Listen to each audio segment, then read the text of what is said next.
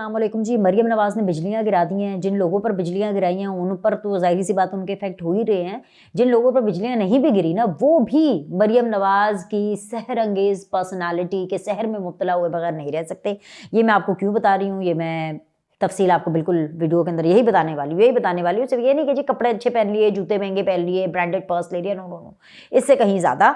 और जेल के अंदर ओए हो इतनी लड़ाई जेल के अंदर हुई है, अडगाला जेल के अंदर। मतलब यूथियों ने तो ये भी नहीं देखा कि भी उनका लीडर सामने बैठा। इमरान खान के सामने ढेर सारी लड़ाइयाँ कि बस मैं आपको क्या बताऊं। और बिल आखिर इमरान खान ने हमेशा की तरह एक और यू टर्न ले लिया है। वो क्या यू टर्न है वो भी मैं आपको बताऊंगी। तो आगाज़ कर लेते हैं मरियम नवाज़ वाली खबर से कि जी उन्होंने जिन जिन पर बिजलियाँ गिराई हैं, यूथियों के दिल चूर चूर हो चुके हैं। वो जैसे ग्लास तोड़ता है ना कोई, और फिर कांच के टुकड़े हर तरफ बिखर जाते हैं, बिल्कुल वैसे ही इस टाइम पर जो है वो पाकिस्तान तहरीक इंसाफ के जो फॉलोअर्स हैं उनका हाल है। क्योंकि वज़ीर आला पंजाब मरियम नवाज शरीफ चीन की कम्युनिस्ट पार्टी की दावत पर 8 रोज़ा सरकारी दौरे पर वफ्द के हमरा चीन में मौजूद हैं। अब इस दौरे में इंफॉर्मेशन टेक्नोलॉजी आपने गौर से सुनना है, क्योंकि आपको यूथिया सिर्फ और सिर्फ उनके कपड़े, बैग, जूते सिर्फ आपको यही दिखाएंगे। असल में देर जेलस्ट, उनका साड़ा निकल रहा है। भाई साड़ा निकलना बनता है, मुझे तरस आता है, मुझे हमदर्दी है इन यूथियों के ऊपर कि उनका जो चीफ मिनिस्टर है, जो कि है गंडापुर, वो गंद से बाहर नहीं आ रहा। और दूसरी तरफ मरियम नवाज जिसका पूरी जिंदगी वो सियासी तौर पर मजाक उड़ाते रहे, उनको ताने देते रहे कि इसकी कोई अपनी वैल्यू नहीं है, इसकी कोई अपनी पहचान नहीं है, इसकी कोई अपनी पर्सनैलिटी है, नवाज शरीफ की बेटी है, ये सिफारशी है, पता नहीं क्या क्या। उनको मरियम नवाज को एज शैम किया गया, मरियम नवाज को बॉडी शैम किया गया।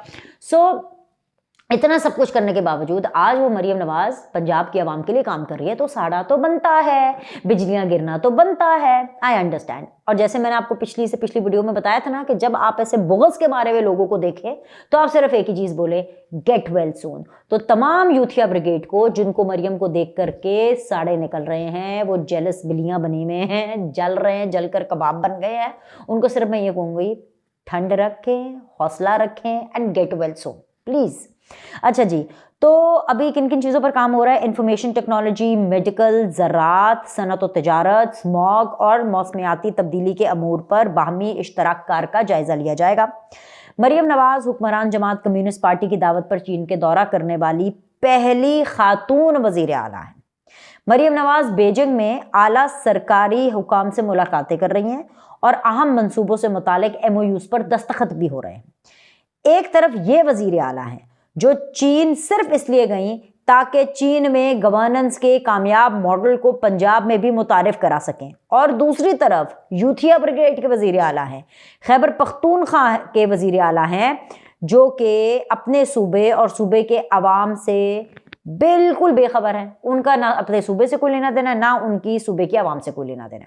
वहाँ बेहसी का आलम यह है कि खैबर पख्तूनख्वा में सैकड़ों लोग चंद दिनों में मार दिए जाते हैं, और जी जो वज़ीर आला है उसका दिमाग, उसकी लीडरी, उसकी जो CMशिप है, वो सिर्फ ये है कि वो कहता है कि जी ये कोई मसला नहीं है, ये तो जी इनकी आपसी लड़ाई है, इग्नोर करें, डीलिफ्ट पे रखें। गवर्नर खैबर पख्तूनख्वा जो फैसल करीम कुंडी हैं, उनके मुताबिक सूबे भर में अमन व अमान के सूरत हाल बहुत ही तशवीशनाक है और संगीन किस्म के मसाइल हैं। सेहत और तालीम के बुनियादी मसाइल तक हल करने के लिए वज़ीर आला अली अमीन गंडापुर के पास टाइम ही नहीं होता, क्योंकि उनका सारा वक्त अडयाला जेल में कैद अपने लीडर की जल्द अज जल्द रिहाई पर मरकूज है। इस वक्त अवामी मंसूबों की अगर मैं बात करूं तो उसकी दौड़ में पंजाब सबसे आगे है, और सबसे पीछे पता कौन सा सूबा है? वो है जी खैबर पख्तूनख्वा। मरियम नवाज भी वज़ीर आला हैं और चीन की दावत पर सरकारी दौरे पर हैं। गंडापुर भी वज़ीर आला हैं, जिन्हें चीन जैसे दोस्त मुल्क की दावत आना तो दूर, इनफैक्ट उनकी अपनी जमात के जो कारकुन हैं उन्हें लाते मारते हैं, उन्हें बोतलें मारते हैं, उन्हें गंदी गंदी गालियां देते हैं, उनको बाथरूम तक जाने नहीं देते, क्योंकि उनको उनके ऊपर एतमाद नहीं होता। शायद ऐसे ही किसी मौके के लिए अल्लामा इकबाल ने कहा था, मुझे उनका वो शेर याद आ गया। वैसे मेरी शेर व शायरी इतनी अच्छी नहीं है, लेकिन जैसे मुझे याद आया था तो मैंने उसको लिख लिया, मैंने पॉइंटर लिख लिया, मैंने कहा ज़रा मैं लिख लेती हूँ, अगर अभी भी कुछ उस शेर में गलत है तो आप उसका जिस्ट पढ़ लीजिएगा और शेर को करेक्ट करके जो है वो नीचे लिख लीजिएगा। अल्लामा इकबाल ने कहा था कि परवाज़ है दोनों की इसी एक फ़िज़ा में, परवाज़ है दोनों की इसी एक फ़िज़ा में, करगस का जहां और है, शाही का जहां और। ठीक है, शहबाज हुकूमत हो या पंजाब हुकूमत, लीगी रिवायात के ऐन मुताबिक वो काम करती हुई नजर आ रही है और अवामी फलाह के बड़े बड़े मंसूबे शुरू किए जा रहे हैं।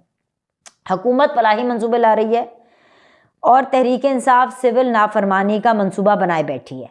तमाम तर चालों की नाकामी के बाद हालात ये हो चुके हैं। कल तक जो तहरीक इंसाफ शहबाज हुकूमत को किसी खातिर में नहीं लाती थी और वो कहती थी कि भाई हम तो उससे बात करेंगे जिसके पास असल ताकत है, जो शहबाज शरीफ है ये तो चेरी ब्लॉसम है, और बज़िद थी कि वो सिर्फ और सिर्फ इस्टेब्लिशमेंट से मुज़ाकरात करेंगी। अब हुकूमत के साथ भी मुज़ाकरात के लिए तैयार बैठी है। आपसी लड़ाइयों की सूरत हाल की अगर मैं बात करूं तो वो भी बड़ी दिलचस्प इंटरेस्टिंग सूरत हाल है, दिलचस्प सूरत हाल है। लेकिन इमरान खान ने 5 रुकनी कमेटी बना दी है। उमर अयूब जो है वो कह रहे हैं कि जी हम तो हुकूमत के साथ मुज़ाकरात के लिए तैयार हैं। असद कैसर ये कहते फिर रहे हैं कि जी अभी तक हमें हुकूमत ने बताया नहीं है, हम उनके इंतज़ार के मुंतज़िर हैं कि वो कब हमारे साथ मुज़ाकरात करेंगे। वो कहते हैं थूक कर चाटना, गंदी मिसाल है पर इन पर बिल्कुल सूट होती है कि बार बार हर वक्त शहबाज हुकूमत, बिलावल भुट्टो, हर कोई इनको कहता रहा आप टेबल पे बैठे, आप हमारे से बात करें। इनको समझ नहीं आ रही थी, अब एकदम सुत्तर हो गए हैं। फैज़ हमीद का जब पता चला कि भाई फैज़ हमीद की तो काया पलट गई, सब उल्टा पुल्टा हो गया। अगर फैज़ हमीद नहीं रहा तो फैज़ याब होने वाला कैसे जो है वो बच सकता है। तो भाई फिर सोचा कि जी अच्छा जी अब तो हम कर लेते हैं। अब हुकूमत ने अभी तक, जब तक मैं वीडियो बना रही हूँ, कोई मुज़ाकराती कमेटी या किसी को कभी ड्यूटी तो लगाई नहीं है। लेकिन क्योंकि आपको पता है चाचू की हुकूमत है, चाचू का दिल थोड़ा नरम है, वो इनको ज़रूर मौका देंगे। शायद आज ना दे, कल ना दे, लेकिन इनको अल्टीमेटली मौका दे देंगे टेबल पर बैठने का। लेकिन फैज़ और फैज़याब होने वाला वो नहीं बचेगा। वो मैं आपको बिल्कुल इस बात के ऊपर मैं कायम भी हूँ और आपको एक मुसद्दक़ का इतला भी दे रही हूँ, ठीक है। अब जी आ जाए आपसी लड़ाइयों पे। आपसी लड़ाइयों की सूरत हाल ये है कि रावलपिंडी की अडियाला जेल में तोशाखाना केस की समाअत के दौरान जब इमरान खान, उनकी फैमिली और जो बाकी रहनुमा थे वो वहाँ पर मौजूद थे, बात कर रहे थे, उनमें इतनी लड़ाई हुई, आपस में इतनी लड़ाई हुई, टोटे टोटे हो गए, ठीक है, लड़ लड़ के खुआर हो गए, ठीक है। उन्होंने ये भी नहीं देखा कि जी कोई बड़ा बैठा है, लीडर बैठा है, बुजुर्ग बैठा है। इमरान, अच्छा सॉरी बुजुर्ग मैंने कह दिया, वो तो यूथ है भाई। इमरान खान तो उनके लिए यूथ का लीडर है, इसलिए तुम उनको यूथिया बोलती हो। तो मतलब ये पहले यूथिया देखिए, 70 75 75 80 सालों की यूथिया ब्रिगेड मैंने देखी है। ये जितने भी ये जो यूथिया है ना सारे, इन्होंने कोई इज्जत एहतराम कुछ नहीं देखा, बस एक दूसरे की जो बुराइयां की मुंह पर की, फिर पीछे जो बुराइयां की, पीछे जाए पता जो वहां पे मौजूद नहीं थे उनकी भी बुराइयां की। इतनी लड़ाई हुई कि जी इमरान खान से भी वो लड़ाई रोकी नहीं जा सकी, ठीक है।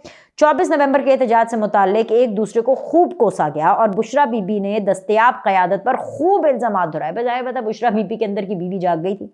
उन्होंने कहा कि भाई मियाँ के सामने मैंने नंबर टांकने हैं तो मैं बाकी सबके नंबर नीचे करूँगी, मैं बताऊँगी, मैं तो शिकायतें लगाऊंगी। और बुशरा बीबी ने भर भर के शिकायतें लगाई कि देखिए जी किसी ने मेरा साथ नहीं दिया, सब मुझे छोड़कर चले गए, सब अपने रोने पिटन स्यापे जो है वो बुशरा बीबी ने वहाँ पर किए।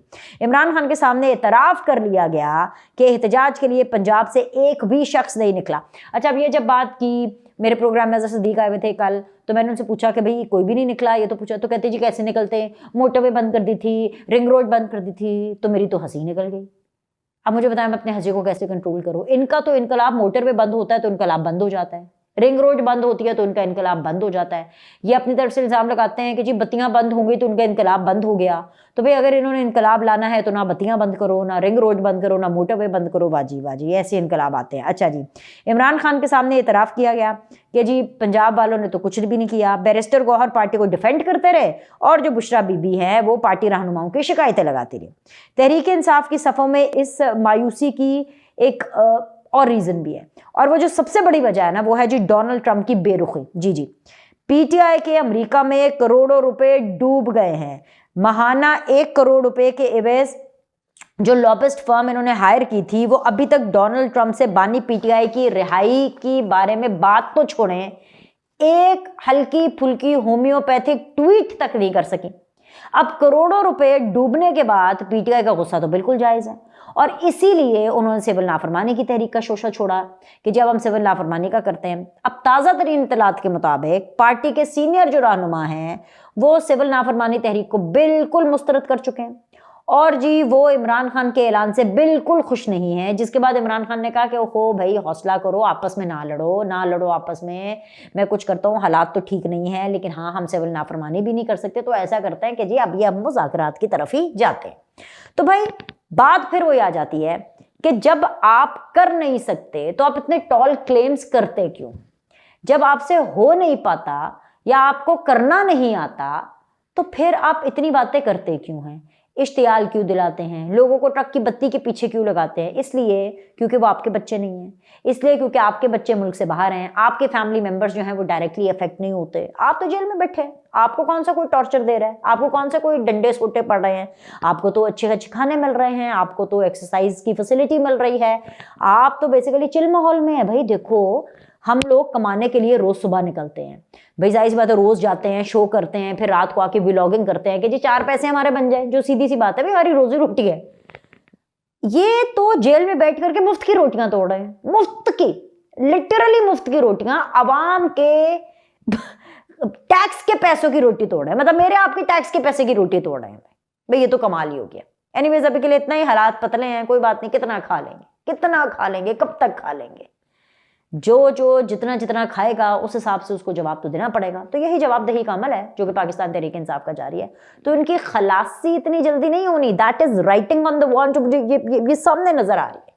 ठीक है, अभी के लिए इतना ही। लाइक करें, सब्सक्राइब करें। आपसे अगली वीडियो में मुलाकात करते हैं।